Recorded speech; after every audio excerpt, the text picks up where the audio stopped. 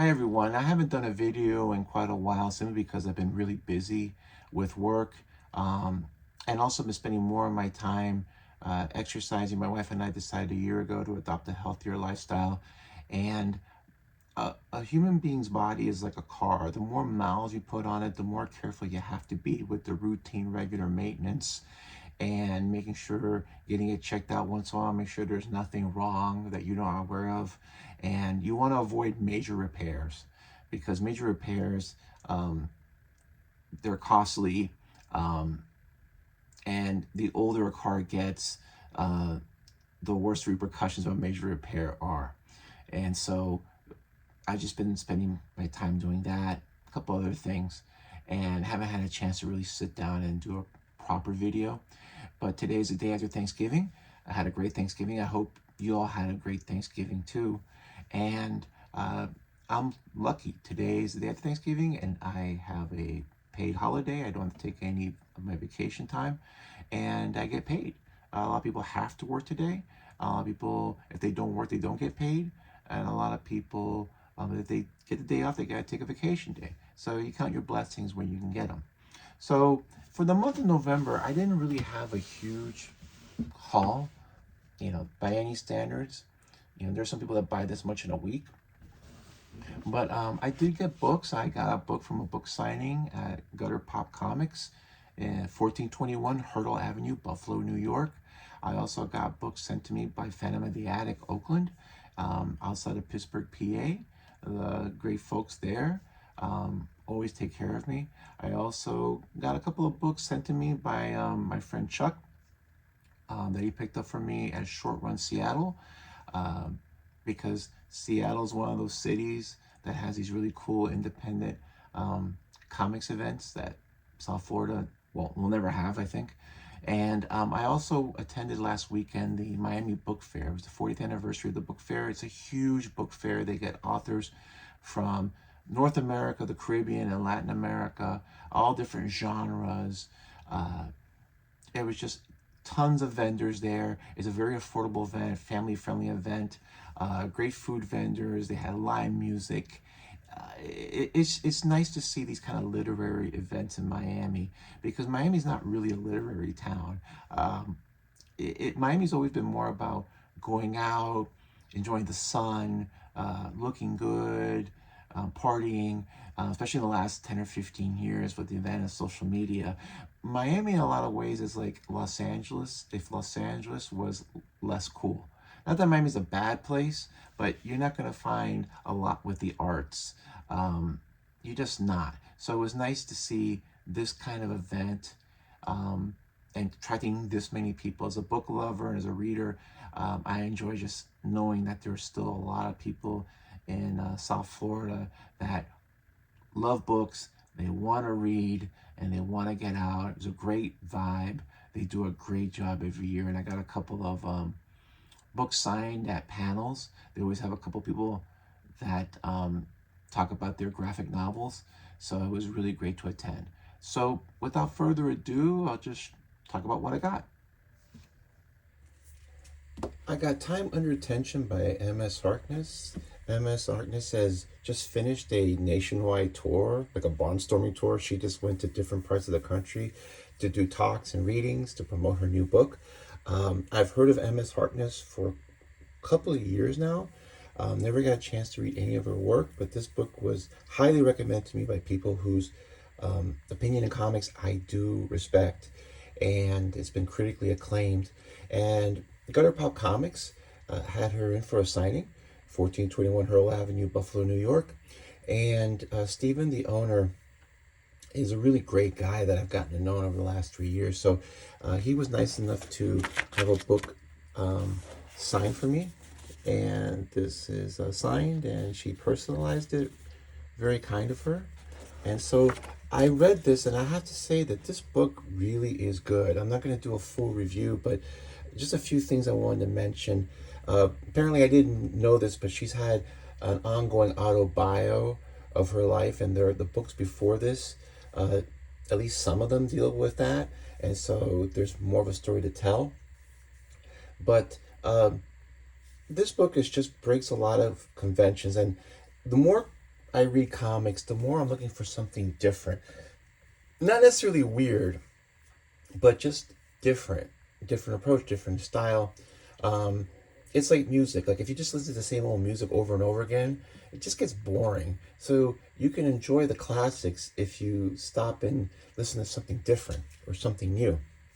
And the book is just unconventional, I think, in a lot of ways, but three things stood out to me. The book starts off, she's at a bar having a drink with some friends, and then talks about 2 weeks prior.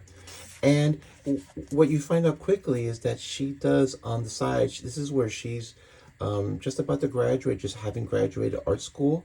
But on the side, she does sex work. She's not full time, but she does sex work for extra money. And it's interesting because in the United States, we have this really puritanical attitude towards sex, especially sex work, where people just think of it as like really bad and evil. I think we should just have that European mindset of like, well, it's just a transaction and it's their employees and it's sex work and it's work. And they provide a service that is in demand. And here, maybe it's because just the way she is or because she's a female, it's not that it's not portrayed the way that guys would portray it, like they do sex work like they're the hooker with the heart of gold, or like they're like that old movie Pretty Woman where beautiful Julia Roberts is a prostitute, but she's really smart and really got her stuff together, and somehow she gets redeemed because she turns around this rich guy who's a real jerk and then makes him a nice guy. There's always this kind of thing where like, well, you know, they do sex work, but they're really not that bad. Like you have to kind of justify it. Here, there's none of that. It's just this is what she does on the side, occasionally. There's not a lot in it, but that I thought was really interesting and unique and kind of just. And it's not even like, oh, you know, like talk to them. It's just part of what happens. So I enjoyed that. One other sequence in the book is there's an ongoing relationship she has with an aspiring MMA fighter. And he goes to Vegas and he is training for his first fight. And he has his first fight. And there's this whole sequence where she is watching his first fight like on a sports streaming site. And the commentators who are commentating on the fight are the ones that are really providing the narration, and she's not she's just watching it, so she's allowed to watch it. And this is a really nice trick where the commentators are talking about, and I've seen it before in comics, but they do a really good job of explaining what's going on.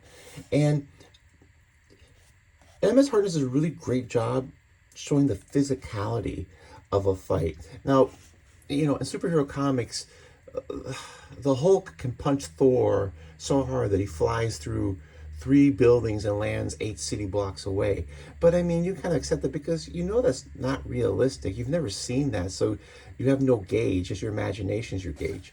But we've seen boxing matches, we've seen MMA fights, so we know what they're supposed to look like, and it's really hard. I found not many cartoonists can convey a boxing match or an MMA fight or just combat really well, not in a movie cinematic way, but in a real life way.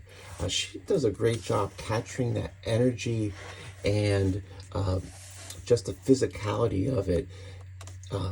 Like I said, there's something that a lot of cartoonists can't do well. She does a great job with this. I just thought that was really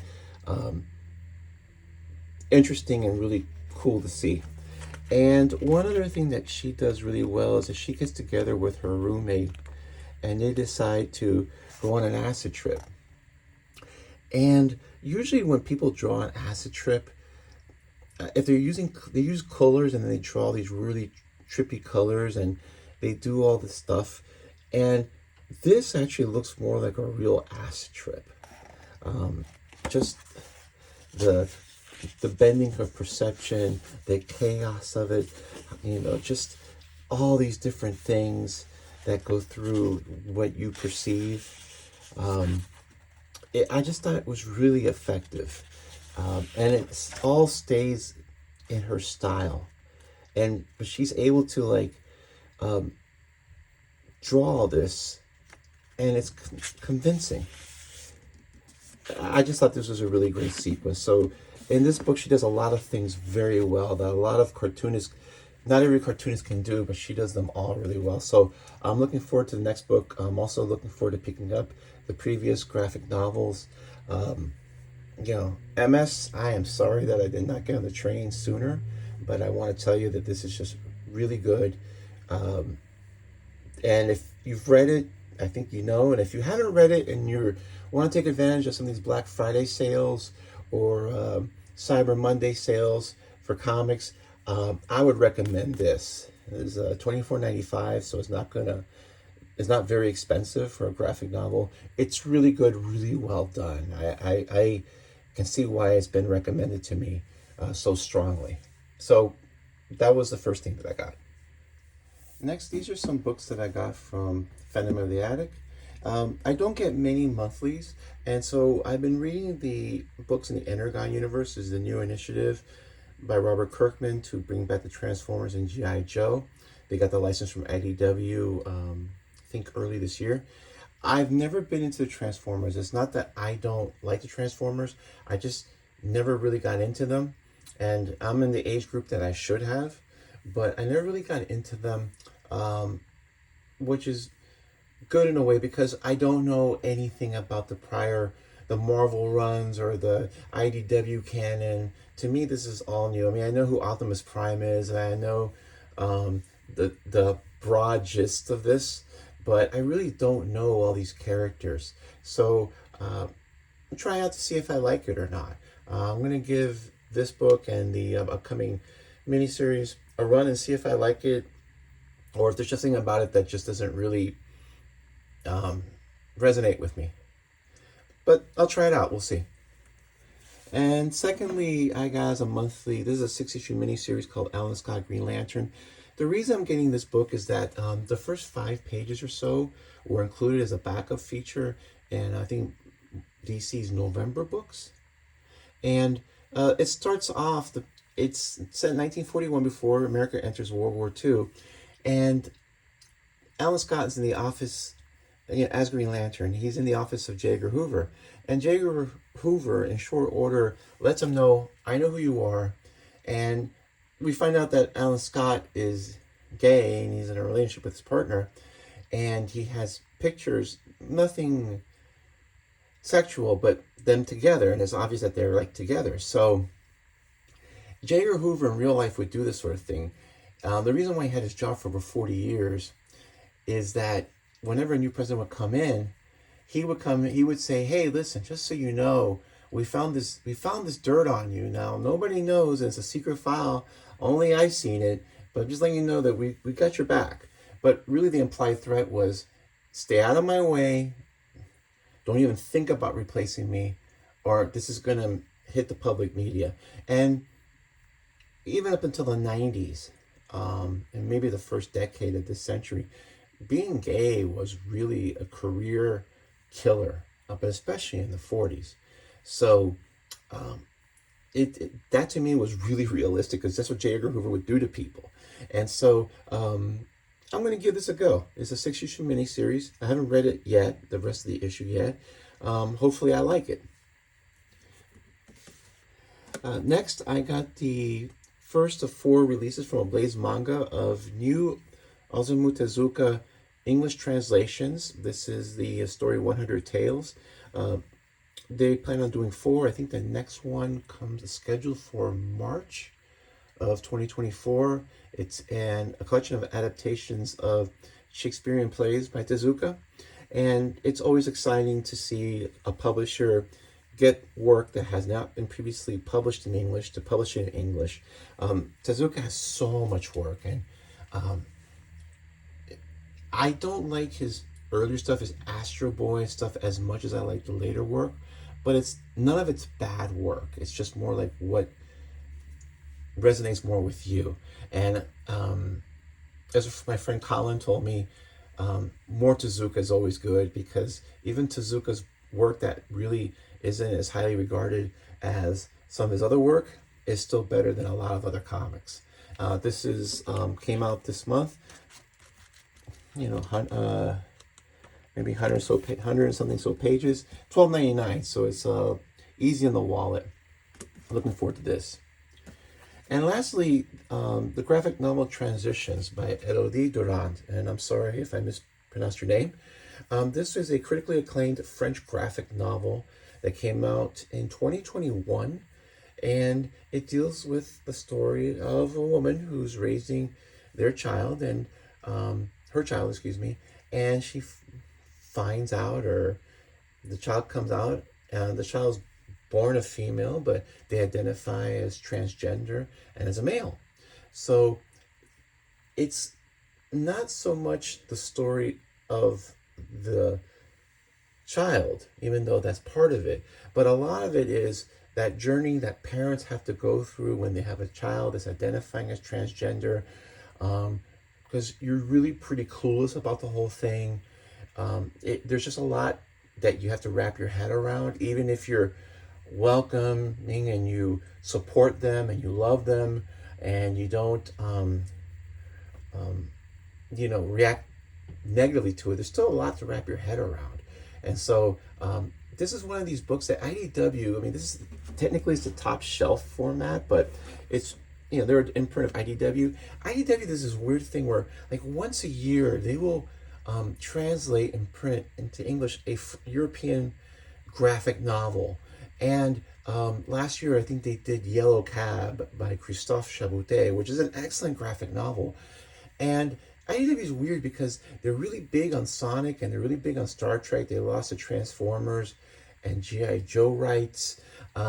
They've had some internal changes, but they managed to do one of these a year. And these are really usually pretty good books. And I'm hoping, and I always wish that IDW would do more of these, because I think there is a space for these really great European, especially French graphic novels to find an American or an English-speaking audience. So looking forward to this. Looks very interesting. And like I said, it's just, I wish IDW would do more of this, because I think it's a niche that if they could market and people would know about, it's something that could be a nice little side, you know, like one of their, like a niche product for them that would do well. Just my opinion. So that's what I got from my monthly pulls. Next, I got a couple of books from Short Run Seattle. My friend Chuck Baldock was nice enough to go get these for me, send them to me. So the first book I got was The Professor's Day Off by Alice Graham. I'm a huge Alice Graham fan, as many of you know. And so this is a book that she came out with after Dog Biscuits, before The Devil's Grin, and it's printed by Perfectly Acceptable Press. And Chuck surprisingly was very nice, and he actually took it to Alex, and she actually signed it and personalized it. This was a welcome surprise to me. So it's Risograph printed. I've never seen a comic with this like spiral bounding, but I think it's a pretty cool idea. It has a cool aesthetic to it. Pages are nice, good quality. It's I think 2-color. The paper's a little bit like this cream kind of color, but it's almost like a little bit of a tinge of redishness in it. Looking forward to this. I'm a huge Alice Graham fan. And also, I got a copy of Theo Ellsworth's new comic, Supernatural Eye Contact. Just amazing amount of detail that he can draw. Just visually just blowing my mind away. The work in black and white is stunning. And color is just, it's almost like it's not really like an acid trip. Just really great, just very unique work, which is something that I said earlier. Just something that, okay, this is definitely not like anything else.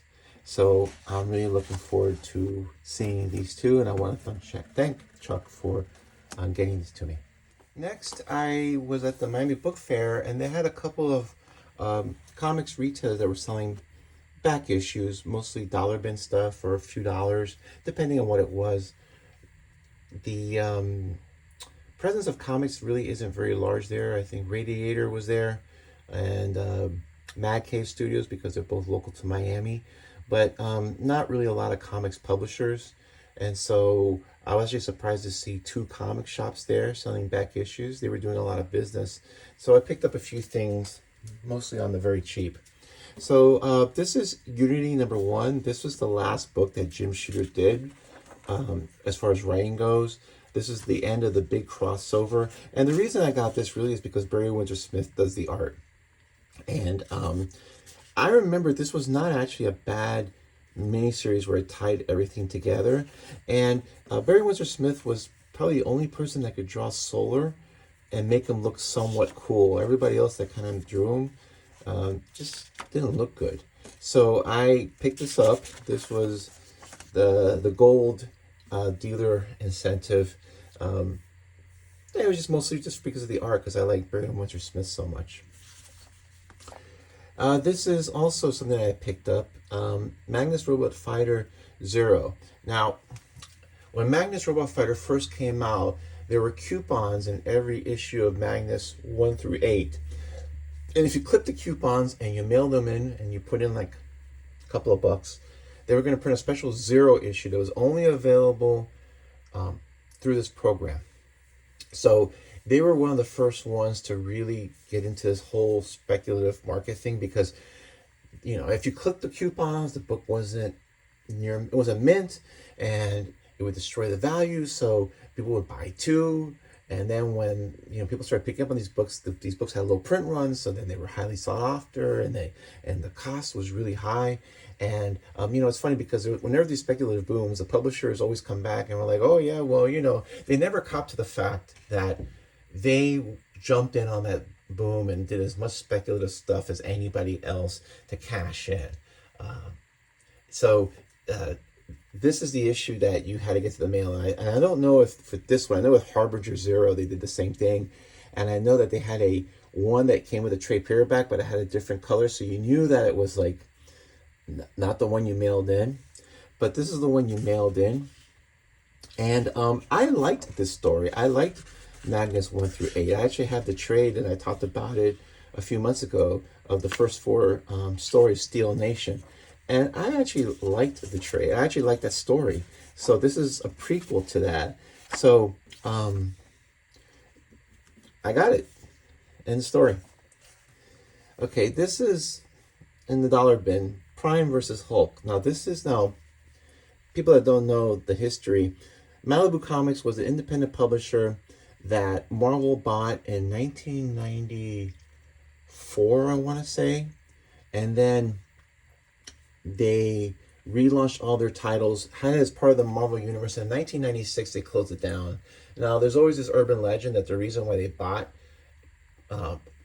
Malibu was because they had a unique and innovative color printing process. So they actually they bought them so they could take that technology and then just, you know, can the entire universe. And in Marvel's eyes, this universe never existed. Malibu, the Ultraverse, none of that stuff exists. And I'm not saying these were great comics. I think Room by Barry Windsor Smith was probably the one good thing that was out of it. It's just, I just picked this up because these comics officially don't exist anymore in any kind of canon, any kind of history. They'll never be reprinted. And I'm not saying the art is good. This is like really typical 90s where everybody, I mean, this guy makes Kenshiro from Fists of the North Star look weak. Just all this crazy 90s stuff, and I'm pretty sure it isn't good. Like I said, it's just more like, oh, they actually admit that there's this proof that this was really part of the Marvel Universe at one time. Okay, now this is called Brute Babe. This was something that Bart Sears did. Now, Bart Sears became popular in the early 90s because after Jim Shooter left and Barry Windsor Smith left, Valiant found Bart Sears, and Bart Sears kind of had that 90s powerful kind of like art that, like, you know, that you would see like in an Image book. And so he worked with them for a while, but then he came out with his own publishing company called Ominous Press. And back in the day, getting a book published was really expensive and hard to do. It's not like today. It's much easier today.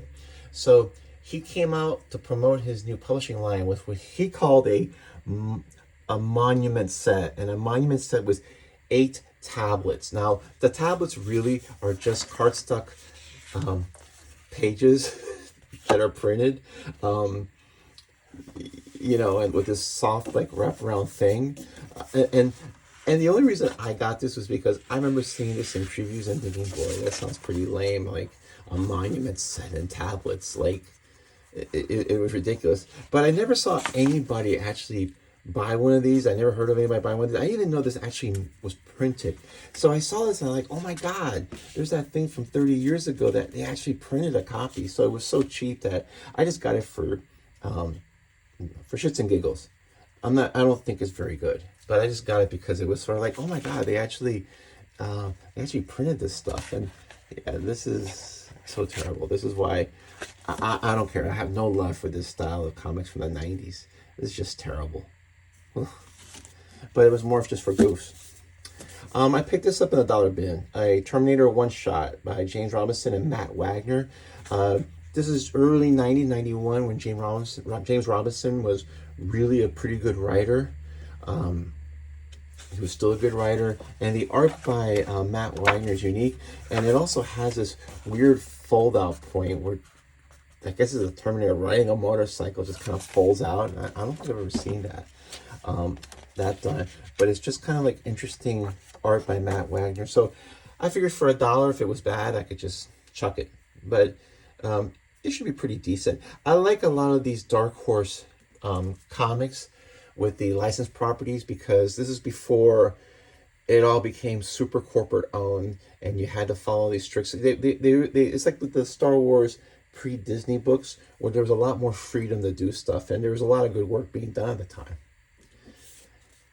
Next is the Minutemen before Watchmen. Now, back in the day, I bought like 2 or 3 of these before Watchmen books, and I thought they were mostly trash.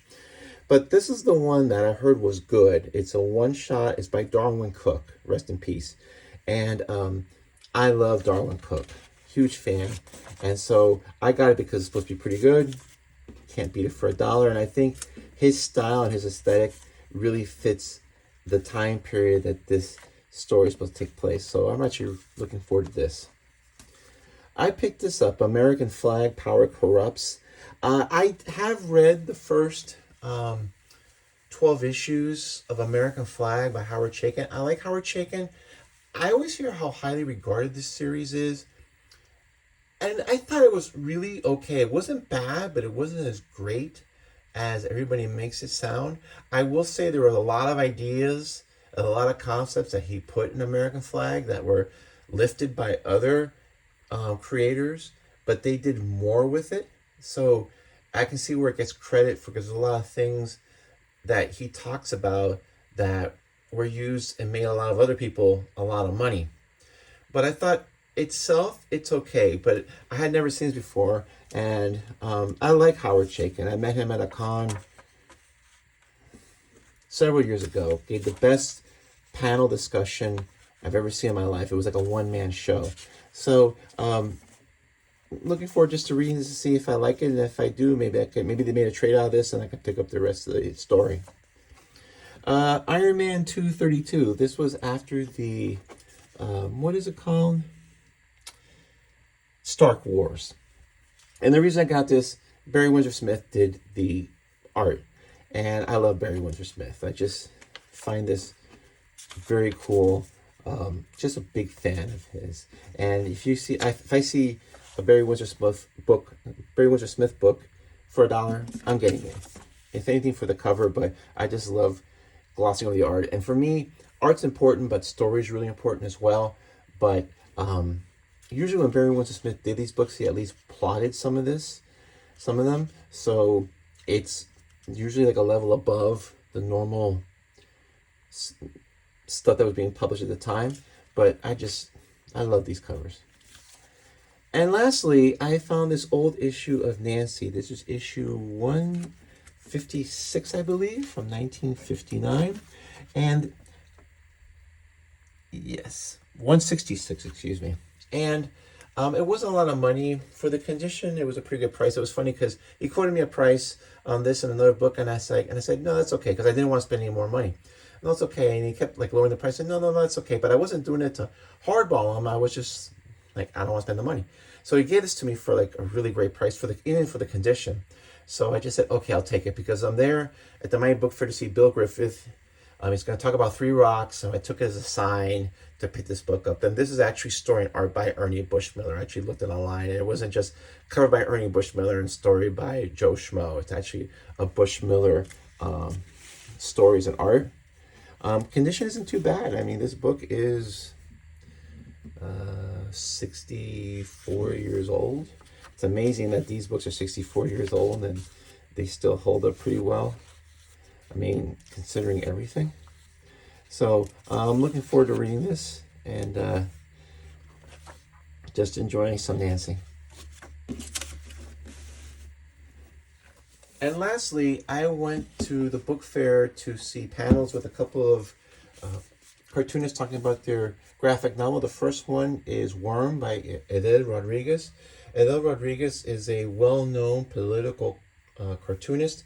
He's done a lot of covers for Time magazine. I mean, if you saw some of the covers that he had, where you see the meltdown cover of Trump is a big one.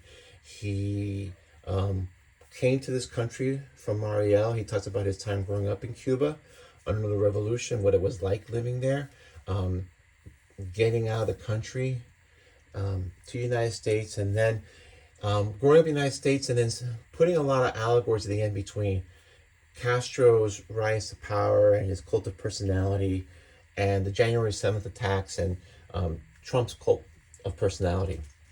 So I met him, very astute, very intelligent person.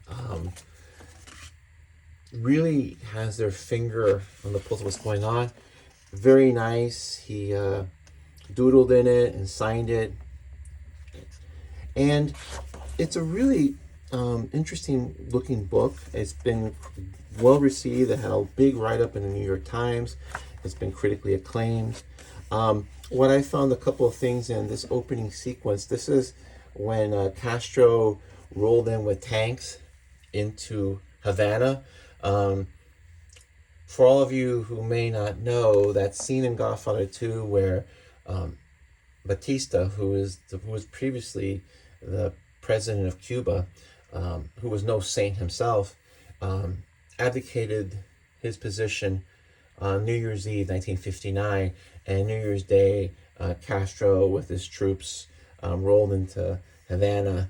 And at the time, people didn't really know that he was Marxist or communist and being supported by the Soviet Union. I think officially the government knew, but it wasn't known by the people. I think it was something that the government knew, but back then these kind of things were more closely held. So, and the reason I'm going to show this is that he starts off here and then talks about how it was like when you were in Castro's Cuba. And I know this a lot because my dad left Cuba in 59 and then brought my mom and my brother over in March 1960 when you could still get flights out, because they knew that Castro was a bad guy. I mean, they weren't rich, and it's not like they had anything to protect. They just knew that Castro was bad, and things were going to get worse. So it talks a lot about growing up in Cuba and then how they got to Mariel.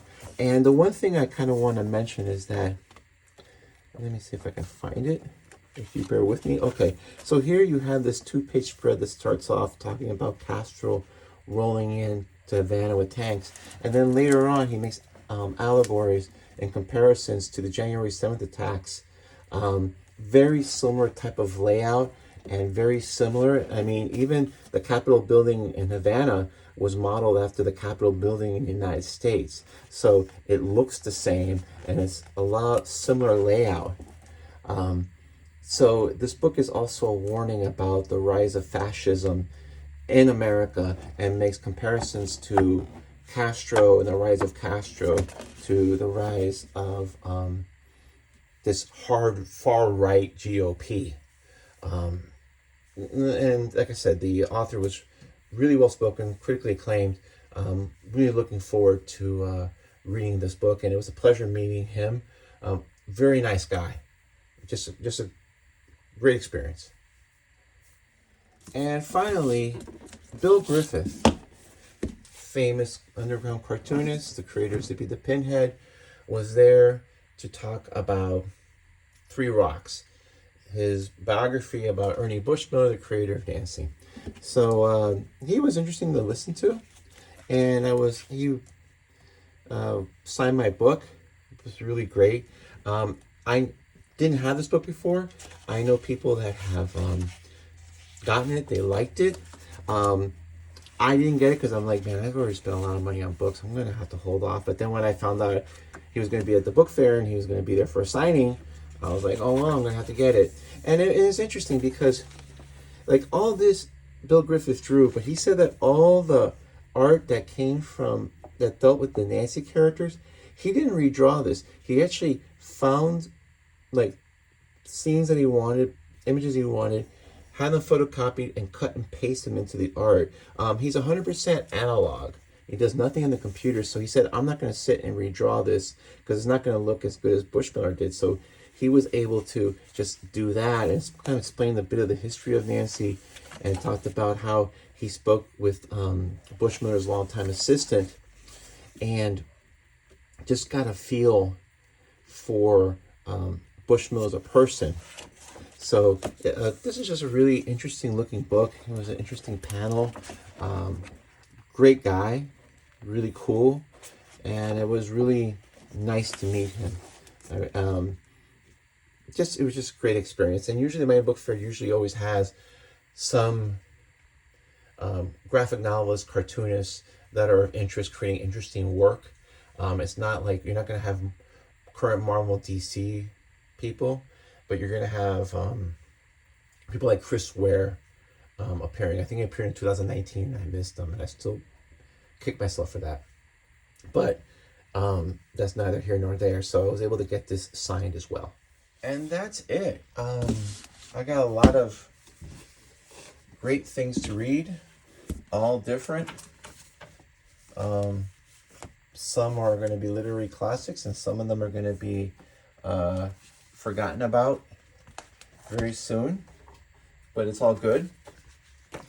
And just wanted to thank my book fair, Mitch Kaplan, for putting it together.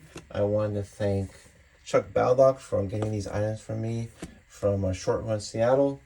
I wanted to thank Charles Kochman for putting together and getting Bill Griffith and Patrick McDonald there. I want to thank Steven from Gutter Pop Comics for getting me this signed book by M.S. Harkness. I want to thank the Phantom of the Attic team. It was Jeff, Jen, David, Sam, and there's one other person there whose name I forget, so I apologize, for just getting me my books on a monthly basis. I got a lot to read, so I hope you enjoyed this. If you have any thoughts, please let me know. That's how I learn a lot, when people make comments or provide some info that I didn't have. Anyway, have a great day and enjoy the rest of your weekend.